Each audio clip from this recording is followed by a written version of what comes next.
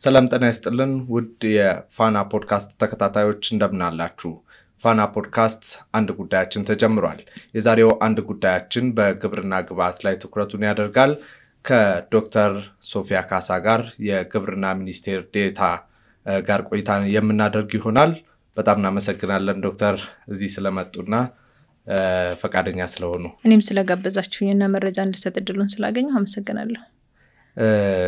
ያው የግብርና ግብዓት ዘርፍን ስናነሳ የግብርና ግብዓት ስንል ብዙ ጊዜ ቀድሞ የሚመጣልን ማዳበሪያ ነው። ግን ከዛ ውጭ ሌሎች በርካታ የግብርና ግብዓት የተመለከቱ ጉዳዮች አሉና እስቲ እነሱን ከማንሳት እንጀምር። የጋራ መግባባት እንዲኖረን ግብርና ግብዓት ስንል ምን ይያልን እንደሆነ አድማጫችንም እንዲረዳ አድማጭ ተመልካቻችንም እንዲረዳው። እሺ አመሰግናለሁ። እንግዲህ የግብርና ግብዓት ስንል የሰብል ልማቱን ብቻ ከወሰድን አንዱና ዋናው የአፈር ማዳበሪያ ነው። ቀጥሎ ዘር አለ፣ ምርጥ ዘር ማለት ነው። አንዱ ምርትና ምርታማነትን ከመናሳድግበት አርሶ አደሩ ምርጥ ዘር መጠቀም ስላለበት ማለት ነው። ሌላኛው የግብርና መካናይዜሽን ነው። የግብርና መካናይዜሽን አንዱ የግብዓት ቴክኖሎጂያችን ነው። ከዛ ባሻገር ደግሞ የግብርና አግሮኬሚካል አለ። አግሮኬሚካል ማለት ያው እንግዲህ ሰብሉ በተባይ እንዳይበላበት የምንከላከልበት ነው። ሰብል ላይ ያሉት እንግዲህ በዋናነት ግብርና ሚኒስቴር በትኩረት ከሚሰራቸው የግብዓት አይነቶች እነዚህ ይጠቀሳሉ። ወደ መጀመሪያው ጥያቄ ስመጣ ከግብርና በተለይ ከምርጥ ዘር ጋር ተያይዞ ዋናው አሁን በተለይ በጣም አስፈላጊው ነገር ምርጥ ዘር እየሆነ እየመጣ ነውና 2022-23 በወጣ ሪፖርት የማዕከላዊ ስታቲስቲክስ ኤጀንሲ ባወጣው ሪፖርት መሰረት እሱን እየተመለከትኩ ነበርና በአጠቃላይ ከተዘራው በዘር ከተሸፈነው መሬት ውስጥ 11.5% ብቻ ነው የምርጥ ዘር እየተጠቀመ ያለው። ከነዚህም ውስጥ የበቆሎ ምርት 30% ይይዛል፣ 60% ደግሞ የስንዴ ምርት ነው። ሌሎቹ በጣም ትንሽ ቁጥር ያላቸው እንደሆኑ ያሳያልና በአጠቃላይ 11.5% 2022-23 የመጣንበት ሌሎች ከዛ በላይ መድረስ አይቻልም ወይ? 11.5% ምርጥ ዘር ከጀመርንበት ጊዜ አንስቶ እስካሁን ትንሽ አይደለም ወይ? ምናልባት ምርጥ ዘር ላይ አንድ ብሪፍ ማድረግ የምፈልገው ነገር ምንድነው? እኛ እንደ ግብርና መዋቅር አርሶ አደሩ ዘንድ ደርሷል ብለን በሪፖርት ደረጃ የምናስቀምጠው ሰርቲፋይድ 1 የሚባለውን ዘር ነው። ምክንያቱም አንዳንድ የዘር አይነቶች ወይም ደግሞ የሰብል አይነቶች ሰርቲፋይድ 1 ሰርቲፋይድ 2 እስከ ሰርቲፋይድ 3 ድረስ አርሶ አደሩ የሚጠቀማቸው አሉ። እኛ ግን C1 ወይም ደግሞ ሰርቲፋይድ 1 የምንለውን ያሰራጨነውን ነው ሪፖርት የሚደረገውና ወደታችም ወደ ክልል ስትሄዱ C1ን እስካልተጠቀመ ድረስ ዘር ተጠቅሟል ብሎ ሪፖርት ያለ ማድረግ ነገሮች አሉ።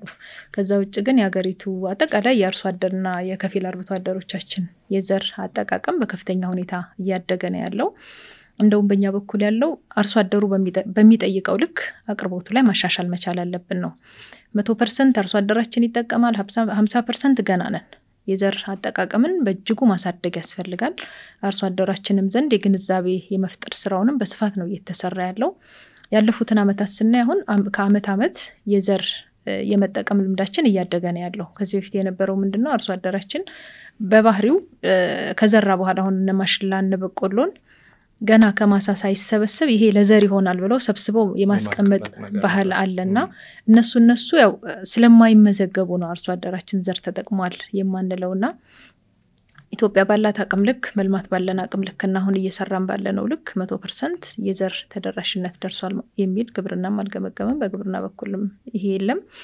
ግን ደግሞ በስፋት እየሰራን ያለነው ዘር ላይ አንዱ አሁን እየተሰራ ያለው አርሶ አደራችን አሁን አልፎ ወደ መስክም ስትንቀሳቀሱ የሚያነሱላችሁ የሃይብሪድ በቆሎ ዘር እጥረት አለ የሚል በስፋት ይነሳል።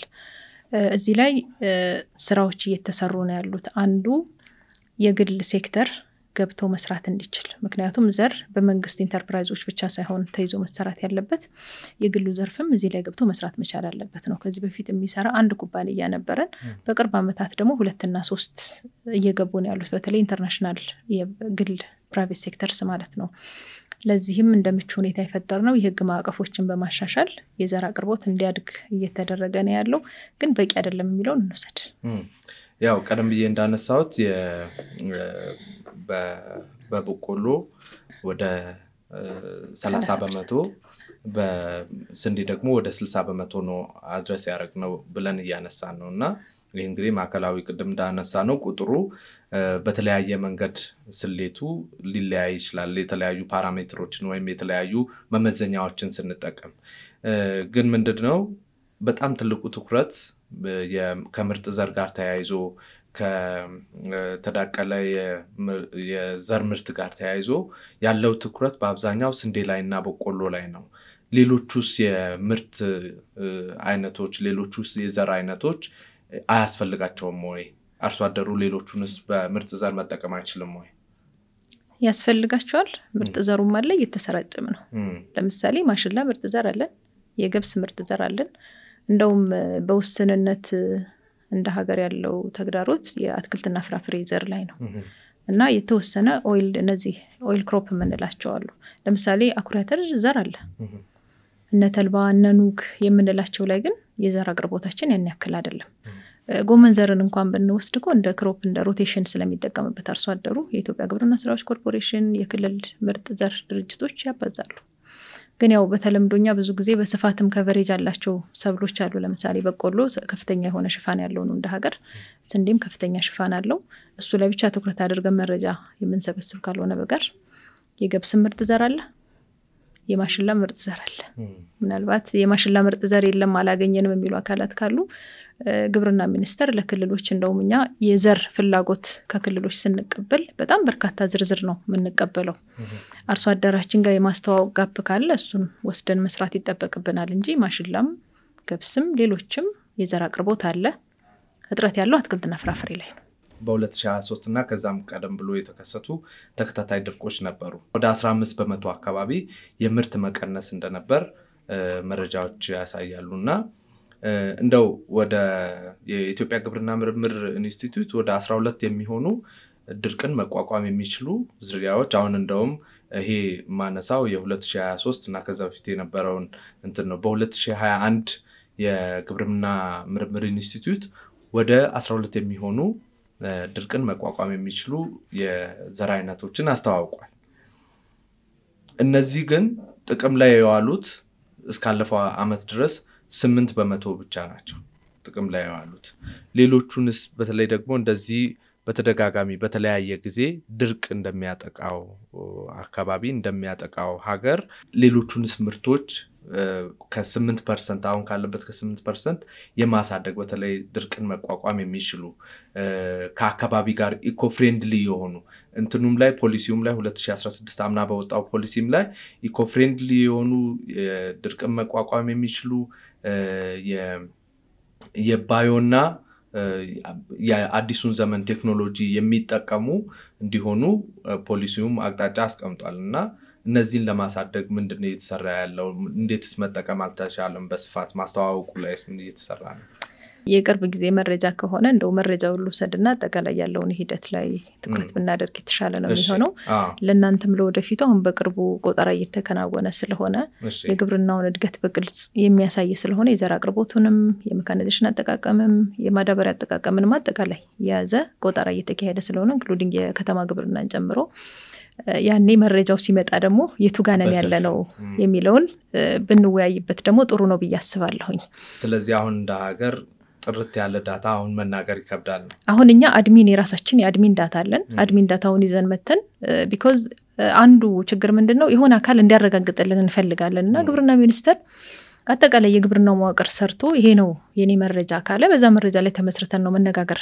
ያለብን ምናልባት መረጃው ክፍተት ሊኖረው ይችላል ያው ኦቶሜት የሆነ መረጃ ስላልሆነ አድሚን ዳታ ነው መንሰበስበው ግን ደግሞ የግድ ሁለተኛና ሶስተኛ ወገን ካላረጋገጠው ግብርናው አልሰራም ወይም ደግሞ እዚህ ጋር ነው ያለነው ብለን ብቻ መውሰድ አው ትክክል አይደለም አሁን ግብርናው በጣም እያደገ ነው እንደምታውቁት እንግዲህ ድርቅ ስለመጣ ብቻ ሳይሆን ኢትዮጵያ የገጸ ምድር ውሃ አላት የከርሰ ምድር ውሃ አላት የዝናብ ውሃንም ሰብስበን በመስኖ ማልማት አለብን በሚል ኢኒሺዬቲቭ በስፋት ነው አርሶ አደሩ የመስኖ እርሻ ላይ ተሰማርቶ ያለው መስኖ ምናልባት ብዙ ጊዜ ወደፊታችን የሚመጣው የበጋ መስኖ ስንዴ ልማት ወይም ደግሞ በመስኖ የሚለማ ስንዴ ብለን ስለምናስብ እንጂ አትክልት ልማት ላይ በጣም በስፋት ነው ወጣቶችም ገብተው እንደው ላብነት እንኳን አሁን ከአዲስ አበባ ከተማ ወጣ ብለን ወደ አዳማ መንገድ ስንሄድ ግራና ቀኝ ብዙ ወጣቶችን እናያለን። ሽንኩርት የሚያለሙ፣ ቲማቲም የሚያለሙ እነዚህ በመስኖ ነው እያለሙ ያሉት። ይሄ አንዱ የሚያሳየው ምንድነው የግብርናውን እድገት ነው። ወደ አንተ ጥያቄ ልምጣና በግብርና ምርምር ኢንስቲትዩት የተለቀቁ ዝርያዎች አሉ ድርቅ መቋቋም የሚችሉ እነዚህ በስፋት ወደ አርሶ አደሩ ዘንድ አልደረሱም ይመስለኛል ጥያቄው አይደል? አዎ የኢትዮጵያ ግብርና ምርምር ብቻ አይደለም አጠቃላይ በክልል ያሉ የምርምር ማዕከሎቻችን ወይም የምርምር ተቋሞቻችን ምርምር ይሰራሉ። ምርምር የሚቋረጥ ነገር አይደለም።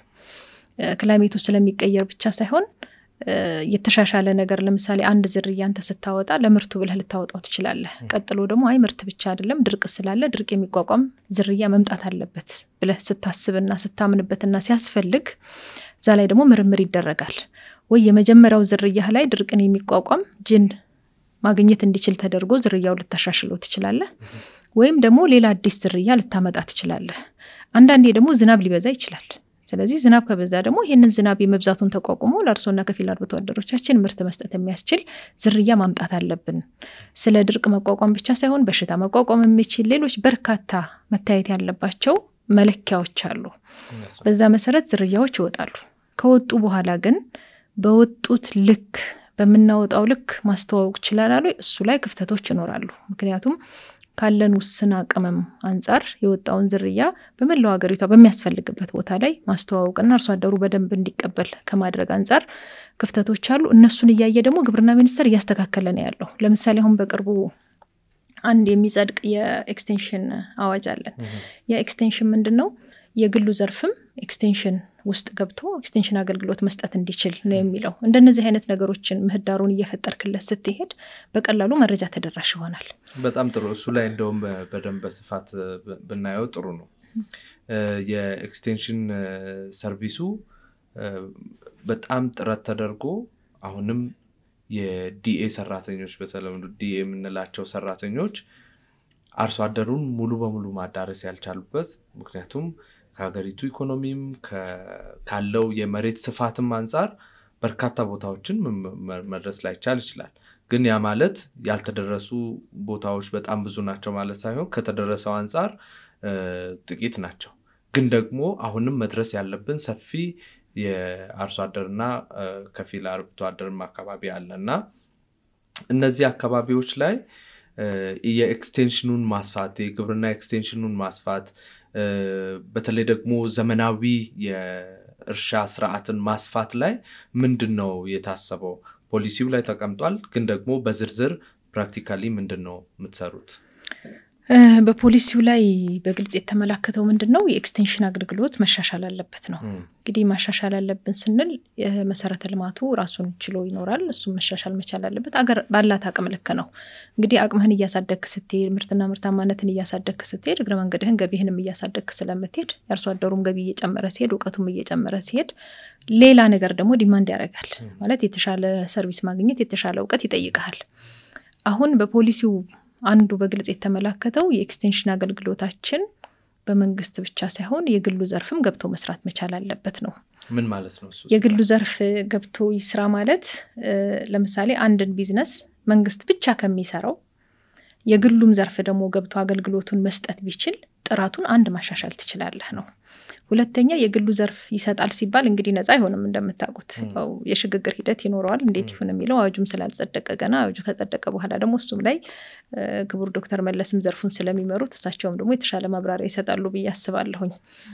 ኤንጂኦ ሊሆን ይችላል ሊሰጥ የሚችለው። የግሉ ዘርፍ ስንል ለምሳሌ በፓይለት ደረጃ አሁን የግብአት አቅርቦት ላይ የሚሰሩ አሉ። የአንድ ማዕከል አገልግሎት የምንላቸው ምንድነው የሚያደርጉት?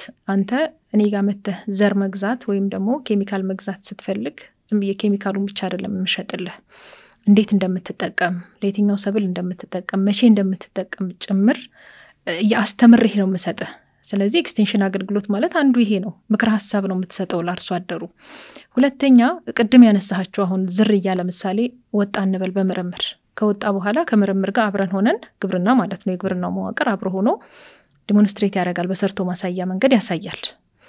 ይሄንን ደግሞ በትክክል ሰርቶ የግሉ ዘርፍ ማለት ነው ለአርሶ አደራችን ማሳየትና ተደራሽ እንዲሆን ነው የሚያደርገው ትልቁ ነገር የግሉ ዘርፍ ወደ ኤክስቴንሽን አገልግሎቱ ሲገባ አንድ ተደራሽነትን ማስፋት ይቻላል ሁለት ጥራቱንም እያሳደከ ነው የምትሄደው ሶስተኛ የግሉ ዘርፍ ሲገባ እንግዲህ የቴክኖሎጂ ሽግግርም ይኖራል ብለን እናስባለን መንግስት ባለው ውስን አቅም ከሚሰራው የግሉን ደግሞ አምጥተ ሲደምርበት አርሶና አርብቶ አደሮቻችን እንዲሁም ከፊል አርብቶ አደሮቻችን የተሻለ ኤክስቴንሽን አገልግሎት ያገኛሉ ነው መንግስት ከግብርናው ሙሉ በሙሉ የማውጣት እቅድ አለው የለውም አላልንም በፖሊሲው እንደሱ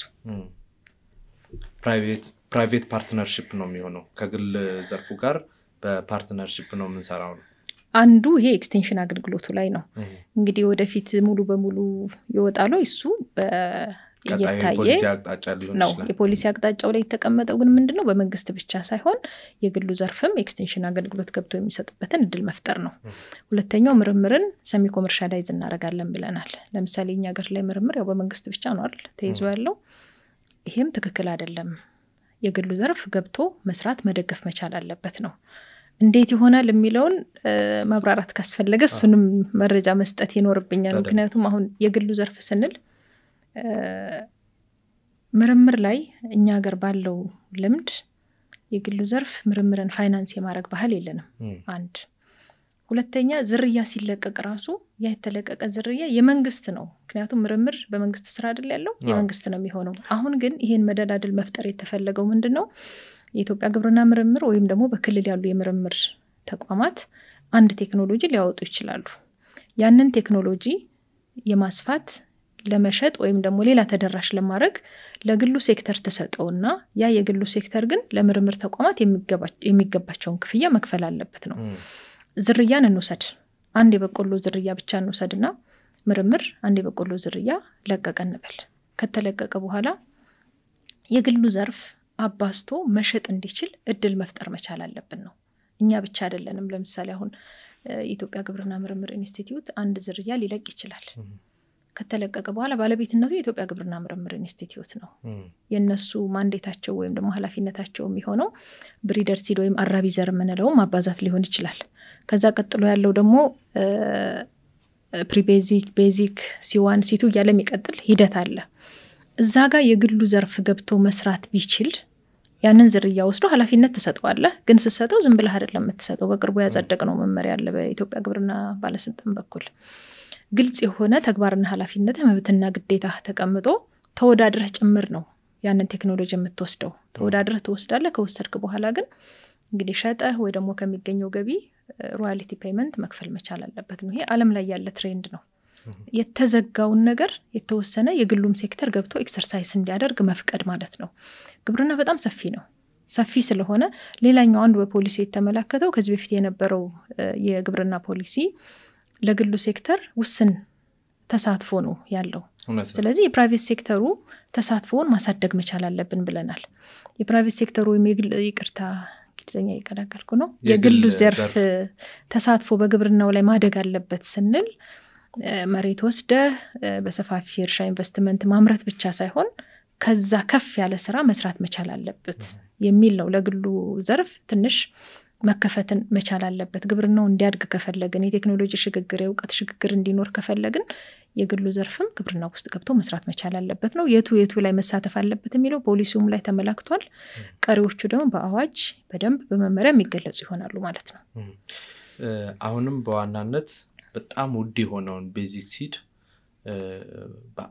በብዛት የምናስገባው ከውጭ ነው ምናልባት አሁን ተኪ እዚህ ተሰርቶ እንደሆነ አላውቅም ግን ቤዚክ ሲዶች ከውጭ ይመጡና እዚህ የማባዛቱን ስራ ሲሰራ እንደነበር በተለይ በኤፍቲሲዎች እንደሱ አይነት ስራዎች እንደሚሰሩ አውቃለሁና አሁን እዚሁ ቤዚክ ሲድ የማምረት ወይም መሰረታዊ ዘር የማምረቱ ነገር ምን ደረጃ ላይ ነው ያለው ኢትዮጵያ ቤዚክ ሲድ ከውጭ አታስገባም የሚገባው ምንድነው ከዚህ በፊት አንድ ኩባንያ ነበረን የፓዮነር ወይም ኮርቴቫ የሚባለው የበቆሎ ኢትዮጵያ ውስጥ ያስመዘገባቸው ዝርያዎች አሉ ወደ 3 ወይ 4 የሚሆኑ ዝርያዎች አሉና እነዚህ ዝርያዎች መነሻቸው ፓረንታል ላይን የሚባለው ከውጭ በመጠን ትንሽ ናት እሷ ተመጣና ኢትዮጵያ ውስጥ ይባዛል ያንን አባስተው ነው ወደ ተጠቃሚው የሚሸጠው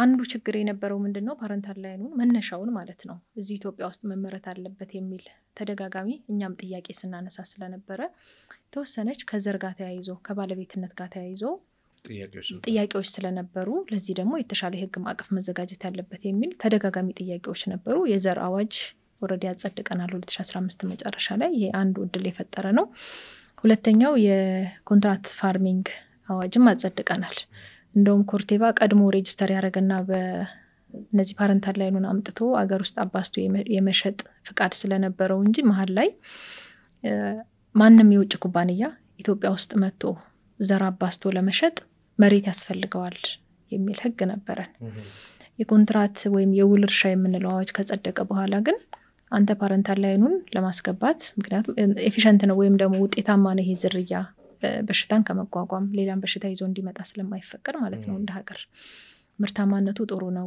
ከኳሊቲው አንፃር በምርምር በኩል ታይቶ ይሄ ዝርያ ጸድቋል ሲባል ቀጥሎ ወደ ማምረትና ወደ መሸጥ ሂደት ለመግባት የመሬት ባለቤትነት ያስፈልጋቸው ነበር ይሄን አዋጅ ካወጣን በኋላ ግን የራሱ መሬት አያስፈልገውም ያንተን ቴክኖሎጂን ይዘህ ትመጣለህ ወይ ካነስተኛ ይዞታ ካላቸው አርሶ አደሮች ጋር ወይም ደግሞ በሰፋፊ እርሻ ኢንቨስትመንት ከተሰማሩ ባለሀብቶች ጋር በውል ያባዛና የመሸጥ እድሉን እንዲፈጠር ተደርጓል ይሄ አንዱ አርሶ አደራችን የሚጠይቀውን የዘር አቅርቦት ለማሳደግ የተፈጠረ ምቹ ሁኔታ ነው በፖሊሲውም ላይ ይሄ በደንብ ለማመላከት ተሞክሯል ምናልባት ኢትዮጵያ ዘር ከውጭ ታስገባለች የሚለው የተሳሳተ መረጃ እንዳይሆን ብዬ ነው ሙሉ ዘር ሳይሆን ምናልባት መነሻ በሚለው ይስተካከል የመነሻ ዝርያ ቤዚክ ሲድ እሱን ነው ያነሳውትና ምናልባት ተርሙ ላይ ተሳስቼ ሊሆን ይችላል ግን መነሻ ዘር ይሄ የሚባዛውን ዘር ከውጭ እንደምታስገባ በተወሰነ ደረጃ መረጃው ስላለኝ ነው ይሄ ማለት ግን አሁን ያሉት በተለይ ደግሞ ለምሳሌ ስንዴ ከውጭ አናስገባምኛ የራሳችን ዝርያ አለ ሀገር ውስጥ ነው የነበሩ ዝርያዎች ከዚህ በፊት የነበሩ ዝርያዎች በተለይ አሁን ለማለመድ ስራ ነው የሚሰራው በነገራችን ላይ ዓለም የትኛው ቦታ ላይ ብትሄዱ ቴክኖሎጂ ሼር ይደረጋል በህጉ መሰረት ማለት ነው ስለዚህ አሁን ኢትዮጵያ ውስጥ በቆሎንም ብናይ ያንድ አሁን የኮርቴቫን ወሰደን እንጂ ሌሎቹ ያገራችን ናቸው ለምሳሌ ቢኤች ፋሚሊዎች ኢትዮጵያ ናቸው ከውጭ የምናመጣው ፓረንታል ላይን የለም የራሳችን ነው በምርምር ተቋማት እጅ ነው ያሉት እነሱን ቀደም ያልኩ ሰሚ ኮመርሻላይዝ እናረጋለን ምርምርን ስንል እኛ እጅ ላይ ያሉትን ለግሉ ዘርፍ ሰተን ደግሞ ቀጥሎ ያለውን የማባዛትና ለተጠቃሚው ተደራሽ የማድረግ ስራ እንዲሰሩ ነው ክፍት ማድረግ አለብን ብለን በፖሊሲያችን የተመላከተው ከዛ ውጭ ግን ኢትዮጵያ እንደው መነሻ ዘር ሁሉንም ታመጣለች የሚል ግንዛቤ እንዳይወሰድ እና ኤፍዲአይዎች ናቸው እነዚህ ከውጭ የውጭ ኩባንያዎች እንግዲህ ያው የራሳቸውንም ነገር ለመጠበቅ ሲባል እንጂ እኛ እንደ ሀገር ያለን ዳይሬክሽን ፓረንታል ላይኑም ጭምር ኢትዮጵያ ውስጥ ነው መመረት ያለበት ነው ያንን ፕሮቴክሽን ደግሞ ህግ አዘጋጅተን ፈቅደንላቸዋል ወደፊት ይሄንን እያስተካከልን እንሄዳለን ነው የግሉ ዘርፍ ይሳተፍ ስንል አገር ውስጥ ላሉት የግል ኩባንያዎች ብቻ አይደለም ለውጭ ኩባንያዎችም ክፍት ተደርጎ መስራት መቻል አለባቸው ነው መንግስት ግን የቁጥጥር አቅሙን ማሳደግ መቻል አለበት ቀጣዩ ጥያቄ ማዳበሪያንም ይመለከታል ማዳበሪያን በተመለከተ አሁን እያስገባናቸው ያሉት ከተሳሳትኩ ታረማለው ዩሪያ ዳፕና ኤንፒኤስ ናቸው አይደለም በዚህ አመት ዩሪያ እና ዳፕ ብቻ ስለዚህ ኤንፒኤስ እየገባ አይደለም ነው ከዳፕ ጋር ተያይዞ የሚነሱት የሀገራችን 75% አካባቢ መሬት ዳፕን የሚፈልግ አይደለም የሚሉ ጥናቶችን ተመልክቻለሁ እውነት ነው ውሸት ነው እሱን መረጃ ለቀው ምን ለመመሰለ ዳፕ ማለት ናይትሮጅን አለው ፎስፈረስ አለው ነው ከዚህ በፊት ስንጠቀም የነበረው ኤንፒኤስን ብትወስድ ናይትሮጅን አለው ፎስፈረስ አለው ሰልፈር ተጨማሪ አለው የነበረው አርጊውመንት ሰልፈር በተለይ አሲዳማ አካባቢዎች ላይ እንዴት እንጨምራለን አሲዲቲውን ያባብስሞ የሚል ጥያቄዎች ነበሩ ዳፕ ለኢትዮጵያ አዲስ አይደለም በነገራችን ላይ በጣም ረጅም አመት ዳፕን ውስጥ ተጠቀመ የነበረው በመሃል የተወሰነ ኤሌመንት ኒውትረንቶች ንጥረ ነገሮች መጨመር አለበት በሚል ኤንፒኤስ እና ኤንፒኤስ ቦሮን ሲገባ ነበር እንደውም ኤንፒኤስ ዚንክ ቦሮንም ጭምር ሲገባ ነበር የነበረው ግን ምንድነው እነዚህ ንጥረ ነገሮች ጨምረህ ስታስገባ ይሄ ቀጣይ ጥናት ይፈልጋል በነገራችን ላይ የኢትዮጵያ አፈር በጣም የተለያየ ባህሪ ያለው አፈር ነው ያለን አርሶ አደራችንም ባለው ማኔጅመንት የተለያየ አግሮ ኢኮሎጂም ስላለን ወደ በረሃማው አካባቢ ላይ ወይም ደግሞ ዝቅተኛ ቦታዎች ላይ ስትሄድ ሌላ ያፈር ባህሪ ታገኛለህ ወደ ሃይላንድ ስትሄድ ደግሞ ሌላ ያፈር ባህሪ ታገኛለህ ወደ ሚድላንድ ስትሄድ ሌላ አፈር ታገኛለህ ኢትዮጵያ ውስጥ ወደ 21 አካባቢ የሚሆን ያፈር አይነት ነው ያለው አርሶና ከፊል አርብቶ አደራችን ደግሞ የራሱ የሆነ የማኔጅመንት ለመመድ አለው ወይም ደግሞ እኔ እናንተ ለምሳሌ ጎረቤት ብንሆን አንተ ያለህ የእርሻ ማኔጅመንትና እኔ ያለኝ በጣም የተለያየ ነው በዚህ ምክንያት ያፈሩም ንጥረ ነገር በጣም የተለያየ ነው ሁለት የምንዘራቸው ሰብሎች በራሳቸው የሚፈልጉት የተለያየ ንጥረ ነገር አለ እንዲጨመርላቸው የሚፈልጉት ዳፕን በሚመለከት ግን በጣም የተሳሳተ መረጃ ነው አሁን በአንዳንድ ቦታ ላይ የምንሰማው ዳፕ ለኢትዮጵያ አዲስ አይደለም ወደ ዳፕ የተቀየረበትም ምክንያት በጥናት ነው ኤንፒኤስ እንጠቀም ነበር ኤንፒኤስ ቦሮን እንጠቀም ነበር ለነዚህ ተጨማሪ ቦሮንና ሰልፈር እንዲሁም ዚንክ ለምንላቸው ንጥረ ነገሮች ምርትና ምርታማነት ላይ ምን ያህል ነው አስተዋጽኦ ያበረከቱ ያለው ለነዚህስ መክፈል አለብን ወይ ካፈር ጤንነታችን አንፃር እንዴት ይታያል የሚል ተመራማሪዎች ናቸው ሲሰሩት የነበረው ምርምር ተሰርቶበት ከ3 አመት በላይ ነው ምርምር የተሰራበት በነገራችን ላይ እኔም አመጣጤ ምርምር ነው የመጣሁትና ግብርና ምርምር ነበርኩ ያፈር ተማሪ ባለሙያ ነኝ እዚህ ላይ ብዙ ስራዎችን ስንሰራ ነበር የነበረው የመጨረሻው የመጣው የምርምር ምክረ ሐሳብ ምንድነው ዳፕ ነው መግባት ያለበት እንደውም ኢትዮጵያ እኮ በጣም ዝቅተኛ አፈር ማዳበሪያ ከሚጠቀሙ ሀገራት ውስጥ ነው የምትመደበው ብዙ እንደውም ናይትሮጅን ነው የሚያስፈልገን ስለዚህ የዩሪያ መጠኑ ከፍ ማለት መቻል አለበት እንጂ ዳፕ ለኢትዮጵያ አያስፈልጋትም የሚል አሁን ነው አንዱ ደግሞ በጣም በዚህ መልክ የሰማሁት አያስፈልጋትም የሚል አርጊውመንት መከራከሪያ ነጥብ ያለው ማንኛውም ባለሙያ ካለ ከነሱ ጋር መነጋገር እንችላለን ግን ደግሞ ስለ ኬሚስትሪው በደንብ ሳናቅ ምን ማለት ነው የሚለውን በደንብ ሳናቅ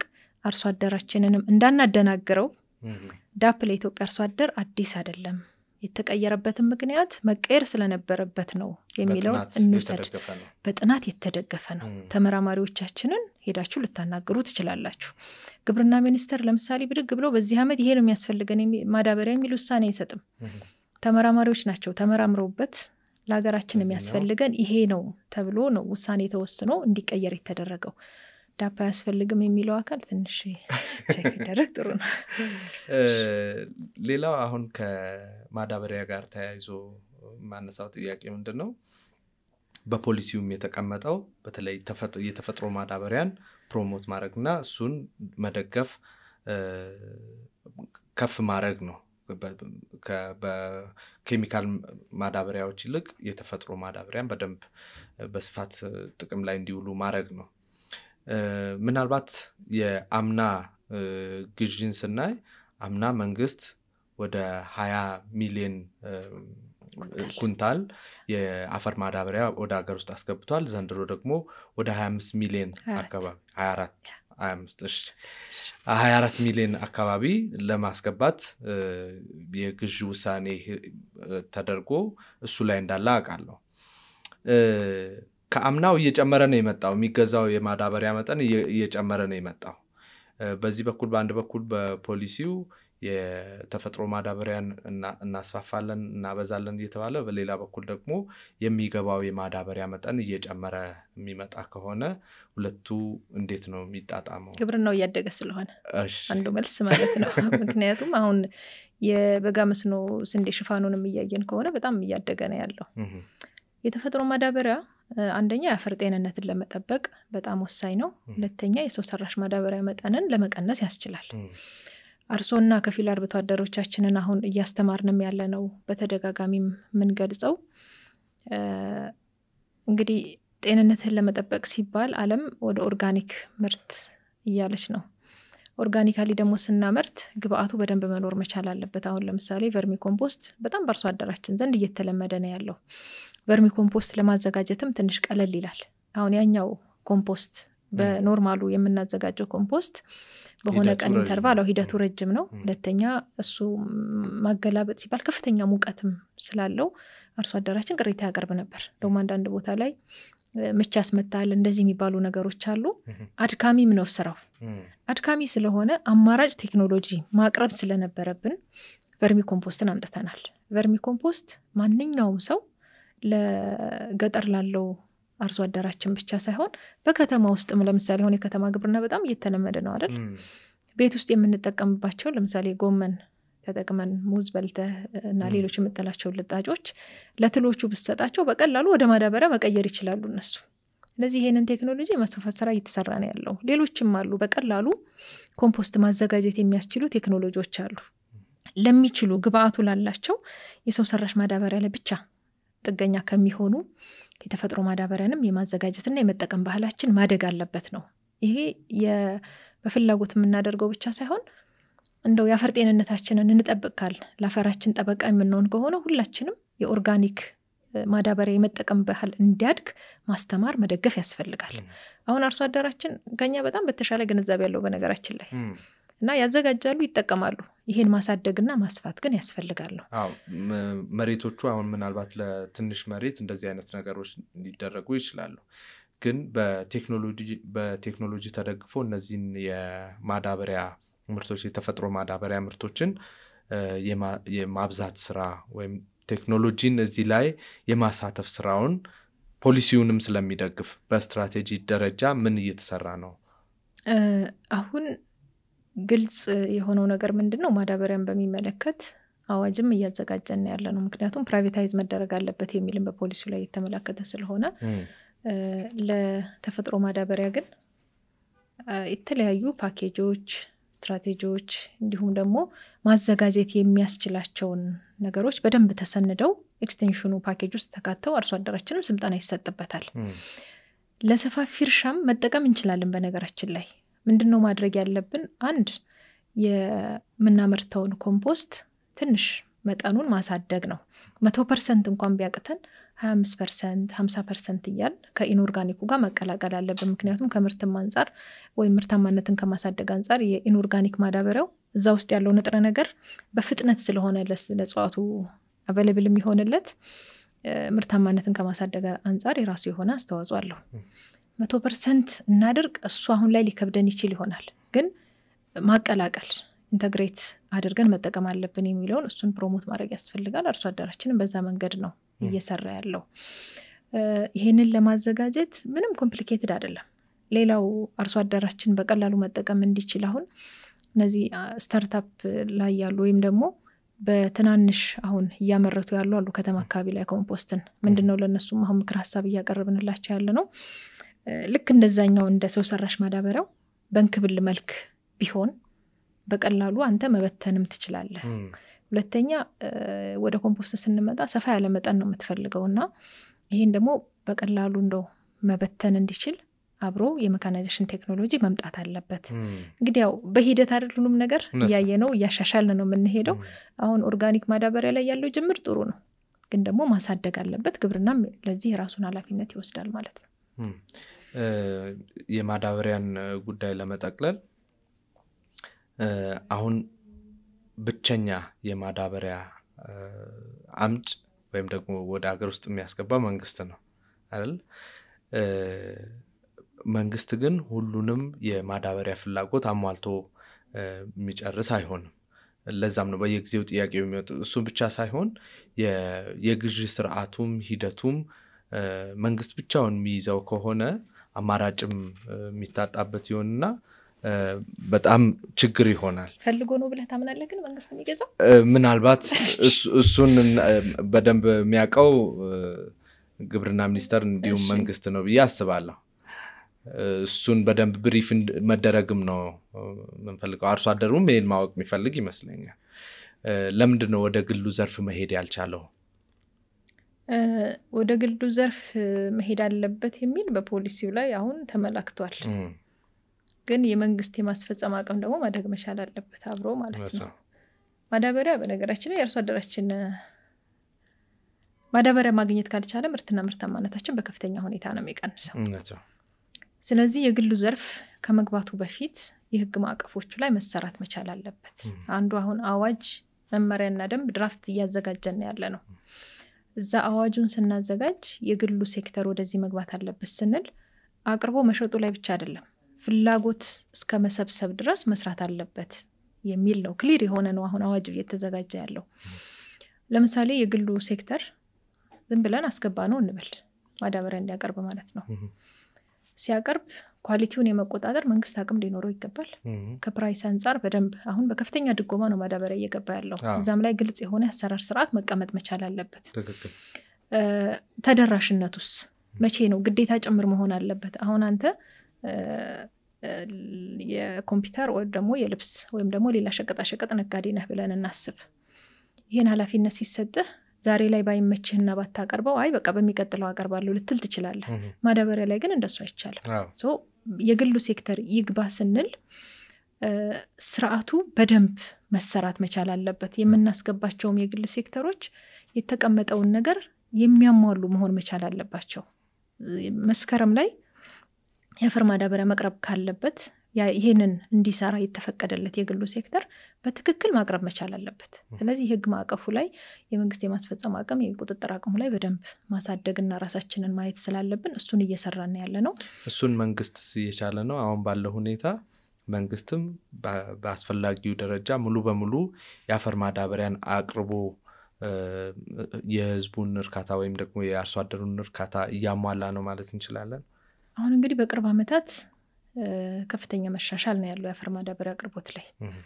2014 እና 15 ላይ የተወሰነ ተግዳሮት ገጥሞን ነበር ተግዳሮቱ አብዛኛው ግን ትክክለኛ ያልሆነ ተግዳሮት ነበር የነበረው ያው ብዙ ጊዜ የራሻና የዩክሬን ጦርነት ብላችሁ ምክንያት ታነሳላችሁና ሚሉ ነገሮች አሉ እዚህ ጉዳይ ላይ መተማመን ያስፈልጋል ችግሩ ነበረ ለምሳሌ የራሻና የዩክሬን ጦርነት ኮቪድ በነበረበት ሰዓት ብዙ ሎክዳውን ነበረ እና ራሽያ እና ዩክሬን እንግዲህ ምን እንደሚያቀርቡ ለዓለም እናንተም ታውቁታላችሁ የአፈር ማዳበሪያ በከፍተኛ ሁኔታ ነው ያደገው ሁለተኛው በትግራይ በነበረው የህግ ማስከበር ዘመቻ ወይ ጦርነት እንበለው አንዳንድ ኩባንያዎች ለኢትዮጵያ ማቅረብ ራሱ ፈቃደኛ አልነበሩ ስለዚህ ከፍተኛ ቻሌንጅ ስለነበረ መንግስት በተቻለ መጠን የአፈር ማዳበሪያን ለአርሶ አደራችን ማቅረብ ስላለብን በጣም ፈታኝ ወቅት ነበር ያን ጊዜ የነበረው ማለት ነው ማዳበሪያው እየቀረበ ግን የተፈጠረው ምንድነው በአርሶ አደራችን ዘንድ የውሸት እጥረት ነው እንዲፈጠር የተደረገው አንዳንድ ቦታ ላይ ስታይ በጣም በሚያሳፍር ሁኔታ ከጀርባቸው ማዳበሪያ መጋዘን ውስጥ ሞልቶ ተደርድሮ ምንም ማዳበሪያ አልቀረበም ብሎ መግለጫ የሚሰጥም ነበር የነበረው እነዚህ ነገሮች ሁለተኛ ማዳበሪያ ላይ ቀርብ ይችላል በሚል አርሶ አደራችን ዘንድ እንዲረበሽ በማድረግ ሐምሌ ላይ ነሐሴ ላይ ሰኔም የሚዘራውን አርሶ አደር ጥርም የካቲትም በቃ ማዳበሪያ ጠፍቷል የለም የሚልና ሁሉም የዘር ወቅቱን ብቻ ጠብቆ ሳይሆን አይ አሁን ማግኘት አለብኝ የሚል ረጃጅም ሰልፎች እንዲኖሩ ነው ተደርጎ የነበረው ይሄን አስተካክለናል ምንድነው ያደረግነው አንደኛ የነበረው የግዢ ስርዓታችንም ትንሽ የተንዛዛ ስለነበረ የግዢ ስርዓቱ መስተካከል አለበት መመሪያ አስተካክለናል ባለፈው አመታውን በተሻሻለው መመሪያ ነው በከፍተኛ ፍጥነት በጣም ከፍተኛ መጠን ያለው የአፈር ማዳበሪያ የተገዛው ሁለተኛ ማዳበሪያ እንግዲህ ግብርናን ወክሎ የሚገዛው የኢትዮጵያ ግብርና ስራዎች ኮርፖሬሽን ነው እዛ ላይ የነበረውን የቦርድ አመራር አባላት ጭምር ነው እንዲስተካከል የተደረገው ማዳበሪያ ላይ የሚመለከታቸው በነገራችን ላይ ማዳበሪያ ግብርና ሚኒስቴር ብቻውን አይደለም የሚሰራው በጣም በርካታ ባለድርሻ አካላት ነው ያሉት ሁሉም ባለድርሻ አካላት አቅራቢው አለ ትራንስፖርት ማድረጉ አለ ጨረታ የሚያወጣው አለ የውጭ ምንዛሬ የሚያቀርበው አለ ኤልሲ የሚከፍተው አለ በጣም በርካታ ባለድርሻ አካላት ስላሉ እነዚህ የሚመለከታቸው ኢቭን ብድሩን የሚያቀርበው የብድር ዋስትና እንዲያገኝ የሚያደርገው ብዙ ናቸው ባለድርሻ አካላት የሚያሰራጨው አለ ለምሳሌ ህብረት ስራ እነዚህ ሁሉ ስለሆኑ እነዚህ ሁሉ ባለድርሻ አካላት የነሱን አቅም ማሳደግ ያስፈልግ ነበር የአሰራር ስርዓቱ መፈተሽ ያስፈልግ ነበር የቦርድ አመራር አባላት አሁን ከፍተኛ የመንግስት የስራ ኃላፊዎች የኢትዮጵያ ግብርና ኮርፖሬሽን ቦርድ አመራር አባላት ናቸው የኛ ክብሩ ሚኒስትሩ የቦርድ ሰብሳቢ ናቸው ናሽናል ባንክ ቦርድ ውስጥ አለ ንግድ ባንክ አለ ትራንስፖርት ሎጂስቲክ ክብሩ ሚኒስትሩ አሉ ገንዘብ ሚኒስተር አለ ከፕራይም ሚኒስተርም ክብርት ወይዘሮ አለምፀሐይ አለች እንግዲህ ይሄ መንግስት ለማዳበሪያ ምን ያህል ትኩረት እንደሰጠ የሚያሳይ ነው ምክንያቱም የአርሶ አደራችን ህይወት ነው ማዳበሪያ ላይ ምንም አይነት ስህተት እንዲፈጠር አንፈልግም ግን 100% አርክታችኋል አርሶ አደራችን ቢመሰክር ነው የተሻለ የሚሆነው ከባለፈው አመት ጀምሮ ከፍተኛ መሻሻል ነው ያለው እዚሁ ላይ ትንሽ አንድ ማነሳው ጥያቄ ምንድነው በተለይ የሚከፋፈለው በህብረት ስራ ዩኒየኖች እንደመሆኑ ወደ ከዚህ በኮታ በየኮታቸው ወይም ደግሞ በመጣው የማዳበሪያ መጠን ጥያቄ መሰረት ለየአካባቢው ተልኮ ግን ደግሞ አርሶ አደሩ ጋር ማይደርስበት በመሃል ህገወጥ ነጋዴዎች ከመንግስት አካላት ጋር ተመሳጥረው አንዳንድ ቦታዎች ላይ ሁሉም ቦታዎች ላይ ማለት አይደለም እንደሱ አይነት ነገር የሚያደርጉበት ገበያ ላይ በግልጽ ማዳበሪያ ሲቸረቸር የምናገኝበት እንደዚህ አይነት ሁኔታዎች አሉና እነሱንስ በዘላቂነት ስርዓት ባለው መልኩ ስርዓት ተዘርግቶ እነሱን መቆጣጠርና ማስቆም አይቻልም ወይ ይቻላል ብለን ስራ ጀምረናል ነገራችን ላይ ባለፈው አመትና በዚህ አመት እንደሱ አይነት ነገር የለም አንደኛ በቂ አቅርቦት አለ እንዳልኩ ሁለተኛ የቁጥጥር ስርዓቱ እንዲጠናከር አድርገናል ሶስተኛ የማዳበሪያ ግዢ ስርዓት ውስጥ ሳይኖሩ ከማከላዊ መጋዘን ገዝተው የሚወስዱ ክልሎች ነበሩ እነሱንም እዛው በራቸው ድረስ እንዲቀርብ አድርገናል እንደውም አሁን በዚህ አመት 24 ሚሊዮን ኩንታል ማዳበሪያ አይደል ያቀርብን ያለነው አንዳንድ ቦታዎች ላይ ይሄን ያህል ማዳበሪያ ያስፈልገኛል ብሎ ጠይቆ እሺ በነገራችን በኮታ አይደለም የሚሰጠው ማዳበሪያ በመታለማው መሬት ልክ ሀገር ያላትን አቅም ታሳቢ ተደርጎ ለሁሉም ክልሎች በጣም ትራንስፓረንት በሆነ መንገድ ነው የሚገዛልህ መጠን የሚነገር ማለት ነው በዚህ አመት ሁሉም ክልል ይገዛል ብሎ ያቀርበው ነው የተገዛለት አንዳንዶች አው እንግዲህ ግዢውን ባንዴ ስለሆነ የምንገዛው እንደየሲዝኑ ነው ተከፋፍሎ የሚገዛው ኢንተርናሽናል ማርኬቱም ታይቶ ነው የሚገዛው አሁን 1-3 ክልሎች አይ እስካሁን የቀረበልኝ ይበቃኛል ከዚህ በኋላ ያለውን ደግሞ ሌሎች ለሚፈልጉ ክልሎች ሰጡልኝ ይያሉ ነው ይሄ ትልቅ ሽፍት ነው ከዚህ በፊት አንሶኛል ብሎ ሲጮህ የነበረው አሁን መንግስት እንግዲህ ያይ ማስተካከያ ያደረገ ነው ያለው ሲስተካከል አይ በቃ ይበቃኛል ሌላ ግብርና ሚኒስተር ደግሞ ቼክ ማድረግ ያለበትና ምን ሰራው እውነት አርሶ አደሩ እየፈለገ ነው ወይስ ስርጭቱ ላይ ችግር ስላለ ነው አሁን በቅቶኛል ያለው የሚለውን እኛ በየክልሎች እየሄድን ቼክ እናደርጋለን ሌላው አሁን የጀመርነው ዲጂታይዝ ማድረግ ነው ያፈር ማዳበሪያ ከፍላጎቱ ጀምሮ እስከ መጨረሻ ሽያጩ እስከሚደርስ ድረስ እንግዲህ ሁለት ነው ያለው አንድ ፍላጎት ሰብስበህ ትገዛለህ ገዝተ ደግሞ ከጅቡቲ አምጥተህ አርሶ አደሩ በር ታደርስና ትሸጣለህ ይሄ ሁሉ ዲጂታይዝ መደረግ አለበት ብለን ስራ ጀምረናል ይሄ ደግሞ ትልቅ ቢግ ሽፍት ይሆናል ማለት ነው እኔም ወይም አንተም አርሶ አደር ከሆን በመንፈልገው ጊዜ ማዳበሪያ ማግኘት እንድንችልና ፕራይቬት ሴክተሩ ማሁን ይግባ ስንል እንደነዚህ አይነት መደላድሎችን ከፈጠርንለት ማርኬቱ ምን ያህል እንደሚፈልግ እግረ መንገዱን ነው ፕሬዲክሽኑም እየሰራ ላይፉንም ያቀለልንለት ነው ማለት ነው በመንግስት በኩል አሁን የተጀመረው ነገር ማዳበሪያ ለምሳሌ በአገር ውስጥ የማምረት ቀጣይ አቅጣጫ መሆን አይችልም ክቡር ጠቅላይ ሚኒስትር ይሄንን በተከበረው ህዝብ ተወካዮች ምክር ቤት ቀርበው እንግዲህ አሳውቀዋል ወደፊት ይኖረናል ብለን እናስባለን ይኖረናል ደግሞ ከባድ ነገር ነው እንግዲህ ያፈር ማዳበሪያ ለማምረት የመጀመሪያው ነገር ለማምረቻ ግብአት የሚሆነው ነገር ሀገር ውስጥ መኖር መቻል አለበት ነው ቀጥሎ ደግሞ ካፒታል ይፈልጋል እሱን መንግስት ከህዳሴው ግድብ ቀጥሎ የህዳሴው ግድባችን ሁለተኛው የሚሆነው ያፈር ማዳበሪያ ነው ብለዋል ክቡር ጠቅላይ ሚኒስትራችን እንደምናሳካውም ደግሞ በጣም እርግጠኛ ነኝ ቢያንስ አንዱን አይነት ማዳበሪያ ማምረት ብንችል በሂደት ደግሞ ሌሎቹንም ያመረትን መሄድ ይችላል ለምሳሌ ኢትዮጵያ ዩሪያና ዳፕ ነው አይደል የምትፈልገው አሁን ዩሪያ ማምረት ከቻል ዳፕ ደግሞ በሚቀጥለው ያለንን የፒሶርስ ማለት የፎስፈረስ እንትኑ ግብአቱ መኖር መቻል አለበት አሁን አንዳንዴ አፋር ክልል ላይ ግብአቱ አለ ኢትዮጵያ ለምንድነው ያፈር ማዳበሪያ ፋብሪካ ማይኖራት እዛ ጋር ያለው ፖታሽ ነው ፖታሽ ደግሞ በአንጻሩ ኢትዮጵያ መሬት አለው አፈሩ ስላለው ፖታሽ ገዝተንኛ እናስገባም ግን እዛ ጋር የፖታሽ ማዳበሪያ ፋብሪካ ቢኖርን ለሚጠቀሙ ሀገራት ደግሞ ኤክስፖርት ለማድረግ እድሉን እንፈጥራለን ወደ ዲጂታላይዜሽን እንምጣ በ2025 50% አርሶ አደሩን ኢኤክስቴንሽን ሰርቪስ ለማዳረስ ወይም አገልግሎት ለማዳረስ እቅድ እንደተያዘ የዲጂታል ኢትዮጵያ እቅድ ላይ ተመልክቻለሁ ከዛ ውስጥ አሁን የደረስንበት ደረጃ 18% ነው በመሰረቱ የመንግስት መዋቅር በሰፊው በተዘረጋበት እስከ ቀበሌ ገበሬ ማህበር ድረስ ባለበት ሁኔታ ከ50% በላይ ማድረስ አይቻልም ወይ? አሁን ያለው 18% በቂ ነው ወይ? ጥሩ ደረጃ ነው ብለን የሚያኩራራን ነው ወይ ሚለውን? አልተኩራራንም፣ በቂ ነው ማለት ነው። ዲጂታል ኢትዮጵያ እኮ በቅርብ ዓመታት ነው አይደል የተጀመረው።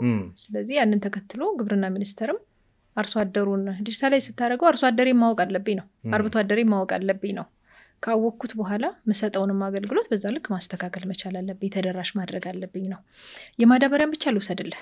ለምሳሌ የአፈር ማዳበሪያ ያው በማኑዋሊ ነው የሚሰራው፣ ሲቀርብም ሲሰራጭም ሲሸጥም። አሁን ግን እሳቤው ያኛው የፋርመር ሬጅስትሪው እየተሰራ ነው ያለው፣ እሱን ማፍጠን አለብን የሚለውን እነጋገር እንጂ ግብርና ሚኒስቴር በቂ ነው አላለም። ይሄን ሰርቻለሁ ብሎም አላለም። ግን አገራችን በጣም ሰፊ ናት ኢትዮጵያ፣ በጣም ትልቅ ሀገር ስለሆነች አጠናክረን መቀጠል አለብን የሚለውን እንወስዳለን። ግን ያው ሁሉም ነገር በጋራ እየተጋገዘን እየተመካከረን የምንሰራው ስራ ነው የሚሆነው። ማዳበሪያ ላይ ግን አሁን እንትኑን እየሰራን ያለው ኦልሬዲ አሁን የሲስተም የማዘጋጀቱ ስራ አንደኛ ሶፍትዌሩ ዴቨሎፕ መደረግ አለበት። ከኢትዮ ቴሌኮም ጋር ነው አሁን የጀመርነው። ጊዜው ሳይደርስ እንደው አናውንስ እንዳናደርግ ነው። በመጨረሻው ደረጃ ላይ ስንደርስ ምንድነው ታሳቢ የተደረገው፣ መጨረሻ ላይ እንደው የመጨረሻው ምንድነው ግቡ ምንድነው የሚለውን በደንብ ማብራሪያ የምንሰጥ ነው የሚሆነው። 3 ነገሮችን ይይዛል። አንዱ የአርሶ አደሩን ፍላጎት መሰብሰብ ነው። መሰብሰብ ሲባል እያንዳንዱ አርሶ አደር በስሙ ነው ማዳበሪያ መጠኑ መሰብሰብ ያለበት። ግብርና ሚኒስቴር የሰከንድ ሌቭል ላንድ ሰርቲፊኬት የመሬት ሰርቲፊኬት አለው አሁን አብዛኛው አርሶ አደራችን። ከዛ ጋር ማገናኘት አለብን፣ ከልማት ጣቢያ ሰራተኛ ቁጥሩም ጋር መገናኘት መቻል አለበት ነው። አንተ ወይ ምን ያርሶ አደር ከሆን ሄጄ የልማት ጣቢያ ሰራተኛው ባለበት ቦታ ላይ እኔ ይሄን ያህል መሬት አለኝ፣ መፈልገው የአፈር ማዳበሪያ አይነት ይሄ ነው፣ በዚህ ወቅት እንዲቀርብልኝ ይፈልጋለሁ የሚለውን መረጃ ይሰበስባል በሲስተሙ ማለት ነው። አንዴ ሬጅስተር ካረኮ በኋላ ምናልባት በሞት የሚለይ ካልሆነ ከሆነም ደግሞ ሌላ የሚተካ ይኖራል አይደለ? ሲስተሙን በዚህ መንገድ ነው አንዱ መዘርጋት የፈለግነው። ሴንትራሊ አሁን ያለን አሰራር ከቀበሌ ማኑዋሊ ፍላጎት ይሰበሰባል፣ ወረዳ ያጸድቀዋል፣ ዞን ያየዋል፣ ከዛ ወደ ክልል ይመጣና ክልል ደግሞ ለፌደራል ግብርና ይልካል። የዚህ ዓመት ፍላጎት ይሄ ነው፣ እዚህ ቦታ ላይ ይሄን ያህል መጠን ታደርስልኛል ብሎ ፍላጎት ይልካል።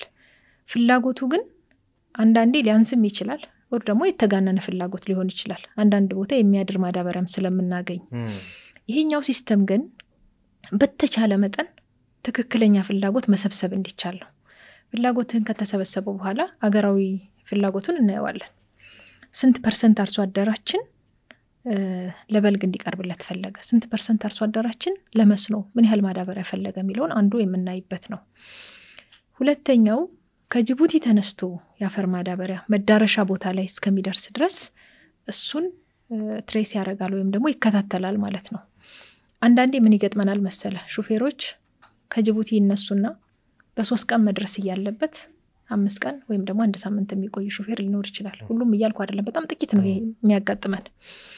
አንተ ልክ ጭነህ ስትወጣ ዛሬ ከሆነ የወጣኸውና ኮምቦልቻ ማድረስ ካለብህ ወር ደግሞ አዲስ አበባ ወይ አዳማ ማድረስ ካለብህ ምን ያህል ጊዜ እንደሚወስድብህ ይታወቃል፣ ችግር ካልገጠመህ በቀር ደርሰሃል ወይ በሰዓቱ የሚለውንም ከጅቡቲው ጋር ያለውን የማስተሳሰርና ሴንትራሊ ዳታውን ማየት እንድንችል ነው። ከመጣ በኋላ ደግሞ ማዕከላዊ መጋዘን የምንላቸው አሉ። አንዳንዴ ማዳበሪያ ማዕከላዊ መጋዘን ይመጣና ወደ መሰረታዊ ህብረት ስራ ማህበር ላይ ወርድ ይችላል። ማዕከላዊ መጋዘን ላይ መቼ ነው የመጣው ማዳበሪያው? ከመጣልህ በኋላ አንተ መቼ ነው ወደ መሰረታዊ ህብረት ስራ ማህበር ያወረድከው? መሰረታዊ ህብረት ስራ ማህበሩ ደርሶት ደግሞ አንዳንዴ ለአርሶ አደሩ አልሸጠለትም ሊሆን ይችላል። እኔ ፈልጊያለሁ፣ ጥቅምት ነው እንዲቀርብልኝ የፈለግኩት፣ ጥቅምት ላይ ማዳበሪያው ተገዝቶ መጥቷል፣ ዛታች ላይ ያለው ግን አልሸጠልኝም፣ ለምንድን ነው ያልተሸጠለት? ይሄን ሁሉ ትሬስ ያደርጋል ማለት ነው ሲስተሙ። ሶስተኛው ሽያጩ ላይ ነው። ሽያጩ ላይ አሁን ያለው አሰራር ያው የኩፖን ሽያጭ ስርዓትም አለን። ስቲል ግን እሱ በማይክሮ ፋይናንስ ነው ገንዘቡ የሚሰበሰበው። የካሽ ብር መሰብሰብን ማስቀረት መቻል አለብን ነው። ወደ ዲጂታል ስታመጣው አንደኛ ገንዘቡ ወዲያው ተሰብስቦ ወደ ባንክ ይገባል፣ ሁለተኛ ገንዘብ የመጥፋትንም እንትን ሰው እጅ ላይ ገንዘብ የመንቀሳቀስን ነገር ያስቀራል። መካናይዜሽን ስናነሳ በተለይ ሰፋፊ እርሻዎች አሁን ባለው በኩታ ገጠምም እንደዚህ የተደረገ በክላስተር የተደረገ ሰፋፊ የእርሻ መሬቶች መካናይዝ እየተደረጉ ነው። አንዱ እንግዲህ የመካናይዜሽን ትልቁ ግብዓት ነው ብለን የምናስበው ድሮ በእጅ ታረስ የነበረውን በሰው ጉልበት ይሰራ የነበረውን ነገር ወደ ማሽን ማምጣት ነው። ይህን በተመለከተ የትራክተሮችን ሚና ማንሳት እንችላለን፣ የሚያርሱ ማሽኖችን ማንሳት እንችላለን። አሁን ባለው ሁኔታ አሁን የቅርብ ጊዜ ሪሰርች እያየው ነበር። በሬሽዮ ሲሰላ ወይም ደግሞ በምጣኔው ሲሰላ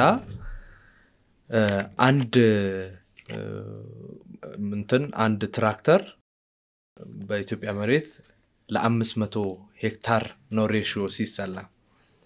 ይሄ ምናልባት አሁን ከኬንያ እንኳን ከቅርባችን አንፃር ስናይ 1 ለ200 ሄክታር ነው የነሱ። አሁንም በጣም ብዙ ያልደረስ ነው አለ። መሰረታዊ ችግሮቹ ምንድናቸው? መካናይዜሽንን ከፍ እንዳናደርግ የሚያረጋን ይቻላል ያቅም ጉዳይ ነው።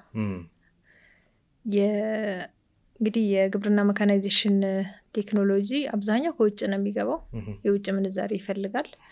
አሁን ደግሞ በቅርቡ ያው እንግዲህ ከኢኮኖሚ ማሻሻያው በኋላ ደግሞ የተወሰነ የዋጋ ጭማሪም እናስተውላለን፣ ያው በዶላር ስለሆነ የሚገባው። ያም ሆኖ የመካናይዜሽን ተደራሽነት በፊት ከነበረው አሁን እያደገ ነው ያለው። ቀድሞ የነበረው ምንድነው የቴክኖሎጂ ማስተዋወቁም ላይ በደንብ ስላልተሰራ አርሶ አደራችን ያው በበሬ ነው የሚያርሰው እንደምታውቁት። እኛ ግን ምንፈልገውና ግብርናው በትክክል ማደግ አለበት ካል ግብርናው ለኤክስፖርትም አስተዋጽኦ ማበርከት አለበት ካል ቴክኖሎጂ መጠቀም አለበት ነው። ከቴክኖሎጂዎቹ ደግሞ አንዱ የግብርና መካናይዜሽን ቴክኖሎጂ ነው። የግብርና መካናይዜሽን ማለት ያው ትራክተርና ኮምባይነር ማለት ብቻ አይደለም። ሌሎች ተያያዥ የመካናይዜሽን እንትኖች አሉ። አሁን ለምሳሌ አንድ አርሶ አደር ትራክተር አለው እንበል። ምን አይነት ትራክተር ወደሚለው መጣበታለሁ። ካረሰ በኋላ የመዝሪያ እንትን መኖር መቻል አለበት። እኛ ቢቻል የምንፈልገው አርሶ አደራችን ሰርቪሱ ማግኘት አለበት ነው። አንተ 1 ሄክታር ኖሮ 2 ሄክታር ኖሮ የትራክተር ባለቤት እንድትሆን ሳይሆን የመጀመሪያው ሰርቪሱን አገልግሎቱን ማግኘት መቻል አለበት። ቢኖርንም ባይኖርኝ ያ ትራክተር የግድ የትራክተር ባለቤት መሆን የግድ አይደለም። ተከራይተህ አንተ እኔ ለምሳሌ አገልግሎቱን መሰጥ በሆን መቼ እንዳርስልህ ወይም ደግሞ እንድዘራልህ እንድትነግረኝና መጥቼ የማረስ አገልግሎቱን ከሰጠው አንተ የግድ የትራክተር ባለቤት መሆን አይጠበቅብህም። አገልግሎት ሰጪዎችን እንዲሰፉ ማድረግ ምን አይነት አገልግሎት የሚለው ላይ ደግሞ በደንብ ስታንዳርድ እያዘጋጀንለት ነው ያለነው። አንዳንድ ቦታ ደግሞ አሁን አገልግሎት ሰጪዎችም እያደጉ ነው ያሉት፣ ግን ከፔይመንት አንፃርም የሚነሱ ነገሮች ስላሉ እነሱ ላይ ትንሽ ስታንዳርድ ያስፈልገዋል። አንዳንድ ቦታ ደግሞ ያው የመሰረተ ልማቱ ለምሳሌ ትራክተር ሁሉም ቦታ ተደራሽ ማድረግ መንገድ ያስፈልጋል። አንዳንድ ቦታ ደግሞ የነዳጅ አቅርቦትም ያነሳሉ። ለምሳሌ በጣም ሪሞት ርቀህ በሄድክ ቁጥር ነዳጅ ከሆነ ከከተማ መተቀድተህ መሆን መቻል የለበትም። የግብርና መካናይዜሽን ስትራቴጂ ከዚህ በፊት የነበረው ላይ ክለሳ አድርገናል። አሁን እዚህም ላይ አንዱ የፕራይቬት ሴክተሩ እንደውም እንዲሳተፍበት እድል የሚፈጥረው የግብርና መካናይዜሽን ነው። ስለዚህ ከዚህ በፊት የነበረው ለምን አላደገም? አንድ የአርሶ አደራችንን ግንዛቤ በስፋት ማሳደግ ነበረብን። ሁለተኛ የመሬት አቀማመጣችንም አስቸጋሪ ስለነበረ ነው። በጣም የተበጣጠሰ ስለሆነ ያለን መሬት አንዱ ክላስተር ፋርሚንግ ወይም ደግሞ ይሄ በኮመርሻል ክላስተር የሚሆን አርሶ አደሮች በኩታ ገጠም እንዲያርሱ እንዲያለሙ ማድረጋችን ለመካናይዜሽን ጥሩ እድል ፈጥሯል። ምክንያቱም በጣም ብዙ የተበጣጠሱ መሬቶች ናቸው ወደ አንድ የሚመጡት። እንግዲህ ከዚህ በፊት የነበረው አንዱ የእይታ ጉዳይም ነው። የኢትዮጵያ መሬት ለምንድነው መካናይዝድ የማይሆነው ሲባል በቃ የተበጣጠሰ ስለሆነ የነ መካናይዝ ማድረግ አይቻልም። አሁን ግን እየተቻለ ነው። እኔም አንተም እሱም ሁላችንም መሬታችንን ጎረቤት ነው መገጣጠም ነው። ስትገጣጥመው ለትራክተሩም ለኮምባይነሩም በጣም ቀላል አድርጎታል። የዋጋውንም ውድነት ይዛኑ ያህል አንድ ሰው ብቻ ከሚከፍል እየቀነሰ ይሄዳል። ሁሉም ደግሞ እያንዳንዱ ሃውስሆልድ ደግሞ ትራክተር ይኖረውም አይደለም። እዛ ጋር በክላስተር ፋርሚንግ ለምሳሌ 5000 ሄክታር በኩታ ገጠም ካለ 10000 ሄክታር ካለ 2000 ሄክታር ካለ አንድ ትራክተር ወይ 2 ትራክተር ቢኖር በቀላሉ እሱን መጠቀም ይችላሉ ነው አንደኛው ሐሳቤ። ሁለተኛው እነዚህ አሁን ለምሳሌ ወደ ሃይላንድ አካባቢ ላይ ወደ ደጋው አካባቢ ላይ ያሉት ደግሞ እየጠየቁ ያሉት ምንድነው አነስተኛ ማሽነሪዎች መቅረብ መቻል አለባቸው ነው።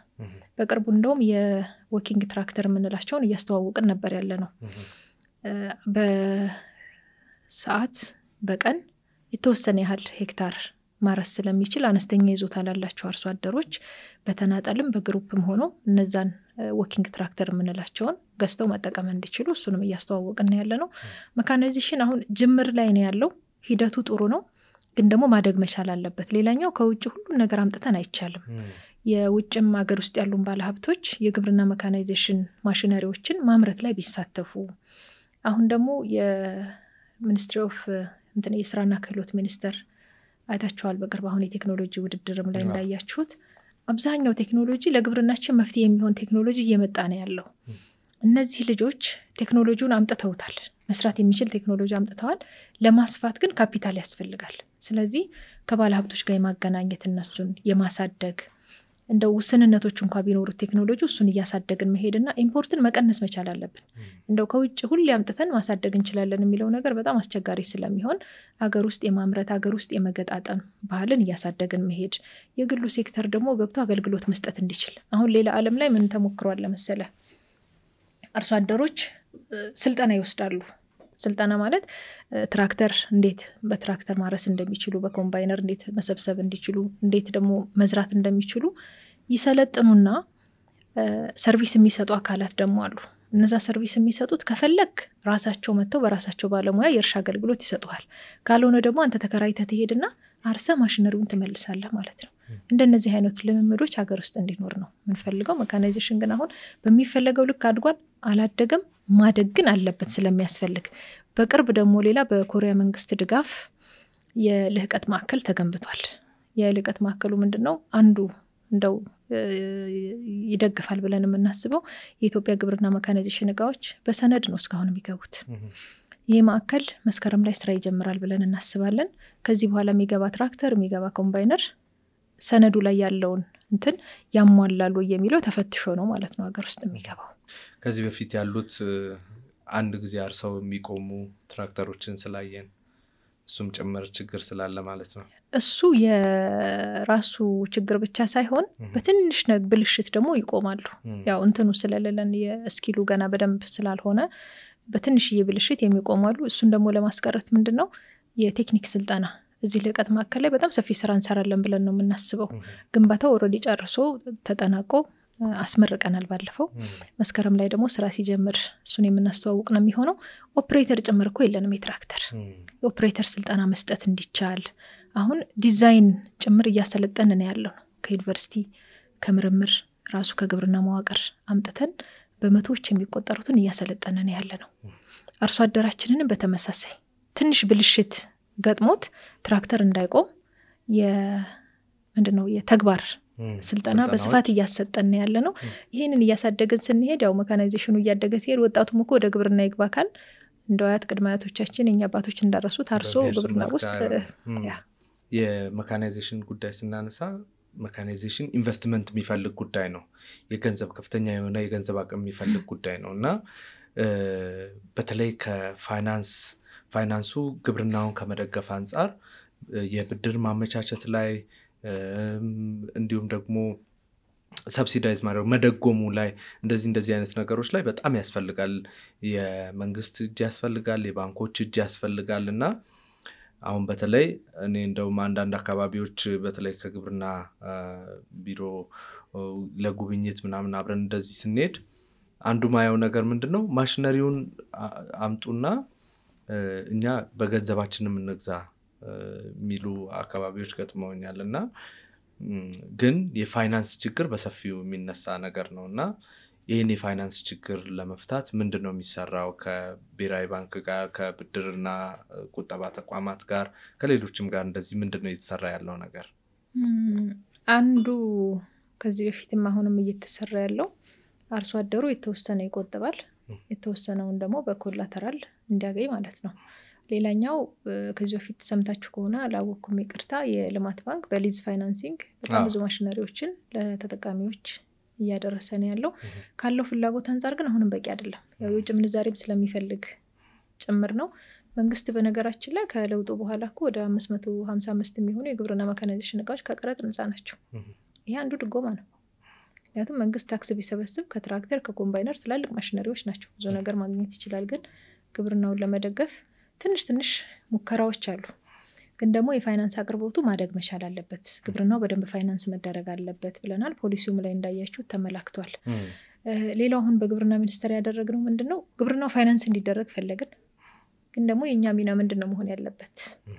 ኢንሹራንስ ያስፈልጋል፣ ብድር ያስፈልጋል፣ መዋቅር ሽግግር የሚላለ ፖሊሲያችን ላይ እና ግብርና ሚኒስቴር ደግሞ ወይም ደግሞ የግብርናው አጠቃላይ መዋቅር በፖሊሲው ላይ የግብርናና የገጠር ልማቱን ጭምር ያስተባብራል ይላል። እዛ ላይ የማስተባበር ሚና ሲሰጠን በየቦታው አዳዲስ ተቋማት እንፈጥራለን አይደለም። ይሄንን ማስተባበር የሚያስችል አቅም መፍጠር አለብን። ይሄንን ማስተባበር የሚያስችል መዋቅር መኖር አለበት ነው በግብርናው ውስጥ። ፋይናንስን በሚመለከት እኛ ለምሳሌ አሁን ብሔራዊ ባንክ በቅርብ ዓመታት የሆነ መመሪያ አውጥቷል። ለግብርናው ብድር መሰጠት ስላለበት እያንዳንዱ ባንክ ከ5 ወይም 10% ካላቸው አጠቃላይ ብድር ለግብርናው ዘርፍ መስጠት አለባቸው ይላል። ለግብርናው ዘርፍ ሲባል በሰፋፊ እርሻ ኢንቨስትመንት ለተሰማሩትም በእንስሳትም ላይ ለተሰማሩት እንዲሁም አነስተኛ ይዞታ ላላቸው አርሶ አደሮችም ነው። ሌላኛው የመጋዘን የደረሰኝ አገልግሎት የሚል ደግሞ አለ።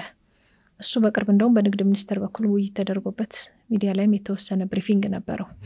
ያ ምንድነው የምርት ዋጋ በሚቀንስበት ወቅት አርሶ አደራችን ሰርቲፋይድ የሆኑ መጋዘን ሄዶ ያስቀምጣል ምርቱን። የምርቱን 70% ዋጋ ከባንክ በቼክ ገንዘብ ብድር እንዲያገኝና ቀጣይ ደግሞ ዋጋው ሲሻሻል ሸጦ ብድሩ መመለስ እንዲችል የሚያስችል ስርዓት ነው። ሌላው ደግሞ እንስሳት በስፋት አርብቶ አደር አካባቢ ላይ ደግሞ እንስሳቶቻቸውን አስይዘው ብድር ማግኘት እንዲችሉ መመሪያው አለ። ሪኳየርመንቶች ምንድነው መስፈርቶችም አሉ። ግን ደግሞ ግብርና ምንድነው እኛ ማድረግ ያለብን ብለን ራሳችንን ጠየቀን። ምክንያቱም ግብርና ውስጥ ያለው መዋቅር ይሄንን ማስተባበር ይችላል ወይ የሚል ሰፋ ያለ ውይይት አድርገን ነበርና በቅርቡ አሁን በአጋር ድርጅቶች ድጋፍ የሩራል ፋይናንስ ዩኒት አቋቁመናል። ትንሽ ዩኒት። ያ ዩኒት ምንድነው የሚሰራው? የፋይናንስ አቅርቦትን በሚመለከት የግብርና ሚና ምንድነው መሆን ያለበት? ግብርናው ፋይናንስ እንዲደረግ ምን ነገሮች ናቸው እንደ ሀገር መሰራት ያለባቸው የሚልም እኛንም እንደማስተማር ጭምር በለው። ያው እኔ አርሶ አደር አይደለሁ። አሁን ስለ ፋይናንሱ በጥይቀኝ ብዙ ማብራሪያ አልሰጥ ይችላልሁ። እንዲህ አይነት ነገሮች ተጀምረዋል። ግን ስቲል ግብርናው ማደግ ካለበት ፋይናንስ መደረግ አለበት። አንዱ የተሳሳተው ግንዛቤ ግብርና ሪስክ አለው። ለምንድነው ሪስክ የሚኖረው? ሪስክ ቢኖረው ኖሮ እስካሁን የነበሩት ወላጆቻችን ግብርና ላይ ለዘመናት የነበሩት ይወጡ ነበር። ግብርና ምንድነው የተሳሳተን ነገር ምንድነው ፕሮሞት ተደርጎበታል ትክክል ያልሆነ። ግብርና ያው ህይወት ጋር ነው የምሰራው። ግብርና ውስጥ አንድ ሰው ሲገባ ያው ፍላጎትም ያስፈልጋል፣ ፓሽንም ይፈልጋል። እንደሌላው ንግድ ባንዴ ትርፍ ላታገኝበት ትችላለህ። ግን ደግሞ እየሰራኸው ስትሄድ ሰውንም እኮ እየመገብክ ነው የምትሄደው። ዓለምን እየመገብኩ ነው፣ አገሬን እያገዝኩ ነው ብለህ በደንብ በኩራት የምትናገርበት የግብርናው ሴክተር ነው። ትርፉም ይጣጣል አይደለም። ልክ ነው። አሁን ላይ በተለይ ብዙዎች አይታችሁ ሆኖ ወደ ግብርናው እየገቡ ነው ያሉት። ኢንዱስትሪዎቻችን በተለይ አግሮ ኢንዱስትሪው አሁን መስፋፋት አለበት ካል ግብርናው ላይ ያለው ምርታማነት ማደግ አለበት። ምርታማነቱ እንዲያድግ ፋይናንስ መደረግ አለበት ነው የኛ ጥያቄ። አሁን ያለው ጀምሮቹ ጥሩ ናቸው ግን በቂ አይደለም። አሁን ቀድመው የገባቸው ሐሳቡን የተቀበሉ አካባቢዎች በሰፊው የትራክተር አቅርቦቱም የተወሰነ በቂ ባይባልም አለ ያገኙ ነው እንደዚህ። አንዳንድ አካባቢዎች ግን በጣም ገና ይሆኑ አሉ። ይሄ ምናልባት ከአዌርነስ ችግር ብቻ ላይሆን ይችላል። የአዌርነስ ወይም የግንዛቤ ችግር ብቻ ላይሆን ይችላል። የግንዛቤ ችግርም ከሆነ የግብርና ሚኒስቴርም እዚህ ላይ በጣም ሰፊ ድርሻ መውሰድ ያለበት ይመስለኛል። ቅድም እንዳልኩት ታች እስካለው አርሶ አደር አንድ ለአንድ መገናኘት እስኪችል ድረስ ሰፊ መዋቅርም ስላለው ማለት ነው። ልክ ነው። ያው የቤት ስራው በጣም ብዙ ነው። ክልልም የራሱ የቤት ስራ ይኖረዋል። ክልልም እንዲሰራ አንዱ ስትራቴጂውን በፍጥነት ጸድቆ ወደ ስራ እንዲገባ ይፈልግነው ይሄንን ነው። በደንብ ሲግብርና መነቃቀት አለበት። አሁን አንዳንድ ክልል ላይ ስትሄድ መዋቅር ራሱ የሌለበት አለ። መዋቅርም እንዲኖር መደረግ መቻል አለበት። አሁን አንተ የሆነ ክልል ሄደ ትራክተር ኮምባይነር የክልሉ አርሶ አደሮች ባለቤት መሆን አለባቸው። ግን ቴክኒካሊ የሚያስተምር ሰው መኖር መቻል አለበት። የግብርና መካናይዜሽን እንዲስፋፋ ምንድነው መደረግ ያለበት የሚለው እንደየክልሉ ነባራዊ ሁኔታ ማለት ነው አንዳንድ ቦታ በጣም ደጋ ተራራማ ከሆነ ምን አይነት ማሽነሪ ነው የሚያስፈልገው እዚህ አካባቢ ላይ ኢቭን እንደ ሀገር ስንት ነው የሚያስፈልገን ቅድም እንዳልኩ አፈራችን በጣም የተለያየ ነው አይደለ ለጥቁር አፈርና ቀለል ላለ አፈር ተመሳሳይ ትራክተር አይደለም ሪከመንድ የሚደረገው እንደነዚህ አይነት ነገሮችን መደገፍ የሚያስችል መዋቅር ያስፈልጋል ይሄን እያስተካከሉ ያሉ ክልሎች አሉ ያው ጅምሩ ገና ስለነበር ወደ መካናይዜሽን መምጣት ከዚህ በፊት የነበረው ፖሊሲያችን ሰፊ ጉልበት ላይ መሰረት ያደረገ ነበር ለቴክኖሎጂ ብዙም ቦታ ያልሰጠ ሰፊ ጉልበት ስላለን መካናይዜሽን ምን ያደርጋል በቃ ጉልበት አለ በዚህ ጉልበት መጠቀም አለብን የሚል ነው ግን ጉልበትን በቴክኖሎጂ ካላገስከው ግብርናው ማደግ አይችልም ስለዚህ የቤት ስራችን በጣም ብዙ ነው እንግዲህ እየሰራን ነው ይሄን ደግሞ በሂደት ያሳደገን እንሄዳለን የመጨረሻ ጥያቄ ላርክ በፊት በነበሩት በተለይም በቀዳማዊ ኃይለ ሥላሴ ዘመንና ከዛ በኋላ በደርግ ዘመን የነበሩት የመሬት ፖሊሲዎች ትኩረታቸው ሰፋፊ እርሻዎች የነበሩበት በባላባት የሚታረስበት በኋላ ደግሞ የደርግ መንግስት ከመጣ በኋላ ደግሞ የመንግስት የእርሻ ልማቶች ሰፋፊውን ድርሻ የሚይዙበት ትኩረቱም በማስ ፕሮዲዩስ የማድረግ ወይም በሰፊው የማምረት ትኩረት ያገኘበትና ይሄ አነስተኛ የእርሻ አካባቢዎች ትኩረት ያላገኙበት ጊዜ ነበር ብለን ማንሳት እንችላለን ጥናቶቹም እሱን ስለሆነ የሚያመለክቱት ከዛ በኋላ የመጡት ደግሞ የሊበራላይዜሽን ጽንሰ ሐሳብ ይዘው በርግጥ በትክክል ሊበራል ተደርጓል የሚለው እንዳለ ሆኖ ጥያቄው እንዳለ ሆኖ እሱን ሐሳብ ይዘው የተወሰነ ሁሉንም ያማከለ ለማድረግ ጥረት የተደረገበት ግን ደግሞ መንግስት ተበጣጥሶ ለአንዱም ያልሆነበት ማሱንም ወይም ሰፊውን እርሻም በትክክል ሳያሳካ ትንንሽ አነስተኛውንም እርሻ በትክክል ሳያሳካ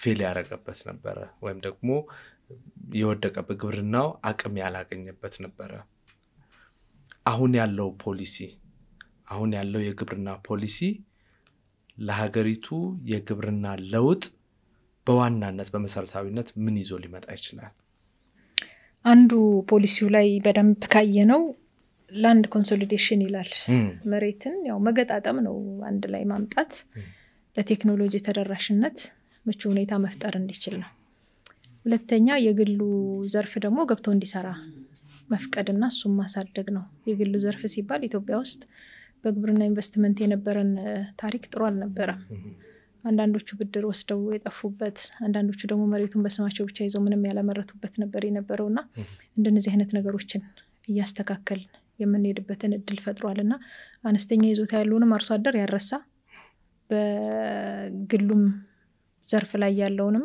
ተሳትፎ ማሳደግ የሚችልና በቂ የሆነ ድጋፍ እንዲያገኙ እንዲደረግ በደንብ የተዘጋጀ ፖሊሲ ነው ትልቁ ነገር ፖሊሲውን ማዘጋጀቱ ብቻ እና ማስተዋወቁ ብቻ ሳይሆን ለተግባራዊነቱም ደግሞ አስፈላጊ የሆኑ የህግ ማዕቀፎችን ማዘጋጀት ተግባራዊነቱ ላይ ከሚመለከታቸው ባለድርሻ አካላት በደንብ መምከርና በደንብ መቀናጀትንም ይጠይቃል ላንድ ኮንሶሊዴሽን ወይም ባጭሩ በኩታ ገጠም ማረስ የሚለው እኮ ሲመጣ አርሶ አደራችን በደንብ በጋራ የሚመክርበትን የቴክኖሎጂ አጠቃቀሙ ምክንያቱም ክላስተር ፋርሚንግ ስትል ትክክለኛ ፓኬጁንም መጠቀም እንዲችሉ ያስችላቸዋል ስለዚህ ለአነስተኛ ይዞታ አርሶ አደሩም እንደየባህሪው መስተናገድ የሚችልበትን እድል ይዞ ነው የመጣው በጣም ነው ማመሰግነው ዶክተር እኔም አመሰግናለሁ በጣም ጊዜ ወስደን ስለ አርሶ አደሩ አወራን ጥሩ ይመስለኛል አርሶ አደሩ ይሄ ያው እንግዲህ በተደጋጋሚ ያው አልፎ አልፎ እየመጣሁኝ እንትን እላለሁኝ መረጃ ተደራሽ ለማድረግ እንሞክራለን ግን ደግሞ ሁላችንም የሚጠበቅብንን ከሰራን